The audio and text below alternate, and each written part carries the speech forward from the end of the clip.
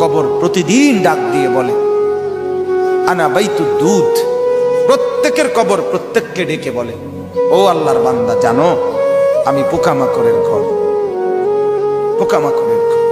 তুমি তো সেই বান্দা যে একটা মশা কানের পাশ দিয়ে উড়ে গেলে তোমার ঘুম বন্ধ হয়ে যায়, চোখ মিলে যায়। একটা মশার গুনগুন আওয়াজ সহ্য করতে পারো না।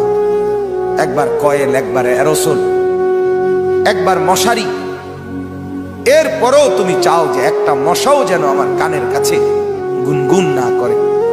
তো 5 ঘন্টার ঘুমের জন্য, 6 ঘন্টার ঘুমের জন্য বান্দা এই যত্ন নিলা, অনন্তকাল কিংবা বছরের পর বছর কবরের যে ঘুম দিবা, পড়ে থাকবা সেই ঘরে, পোকা মাকড়ের ঘর, সেই ঘরে তুমি ঘুমাইবা কেমনে, থাকবা?